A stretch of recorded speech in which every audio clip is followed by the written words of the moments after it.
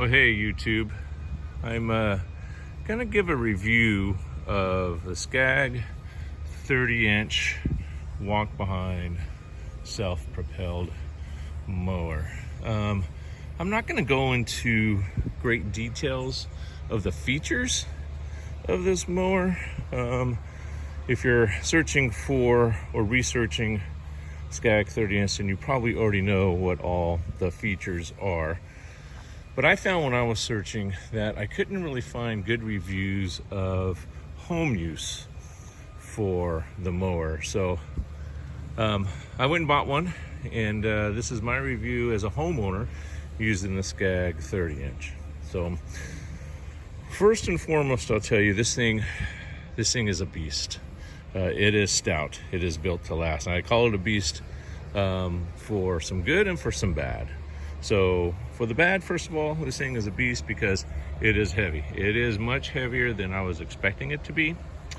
I did not get the chance to try it out before I bought it on grass or at my house. I did push it around the dealer, fired it up, went around the parking lot, and it was pretty agile. But when I got it home, it was a little bit different story. This guy is heavy, and it is strong. The good portion of it being a beast is that this thing is absolutely built to last. It's made in the good old USA, and it is stout. Top-notch components, product. It is just a very, very well-built mower. And it's fast. It will just flat out get up and go. And it is pretty agile, surprisingly. So I do have about a total of a half-acre lot the house sits on. Now I'm going to ask that you guys take it pretty easy on my grass. I did thatch, and I'm in the process of rebuilding it. I'm not a professional, I'm just a homeowner. So but it is pretty agile. So I've used it a handful of times now, maybe 5 or so, and you can see I got a bit of a narrow patch here. I'm a long ways, then I mow short ways, and then I go at a 45. And the mower does a really good job of making the turns in tight sections. The casters work really well, but you do have to learn to use the mower to your advantage with the weight. You definitely want to push down on the handle on one side and swing it around. You don't necessarily want to push down with both hands and walk around, but it is pretty agile. I was really surprised on how tight it turns. It's fast. I found that when you are doing some tight work, maybe like when I do the edges here, I have to be really careful with the speed because it really wants to wander. It really wants to take off, and it took a little bit to learn how to control it. But once you get that down, it works really well. Just beware that it wants to wander. It has a tendency to pull to the right for me. I'm sorry, to the left when it takes off. So what I ended up having to do, I actually ended up adjusting the throttle here, and I usually run it after I get it started. I usually run it probably right about there.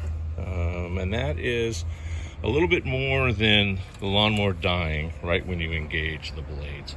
But it seems to work well for me right there. It's got a big old fuel tank, lasts quite a bit.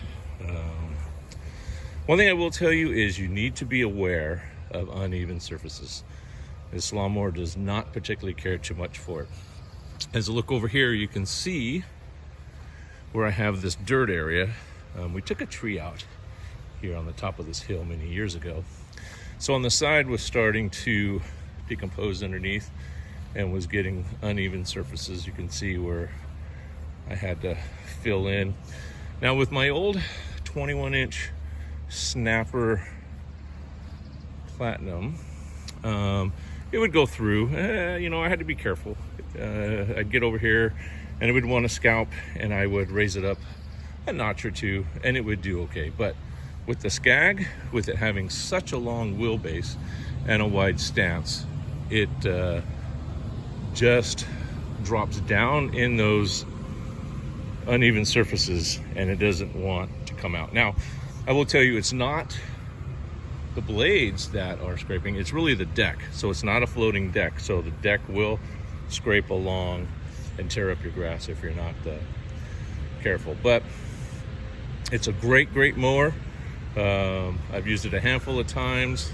I'll just tell you, if you buy it, give yourself some time to learn how to mow it, learn how to use the weight to your advantage. Don't try to fight it.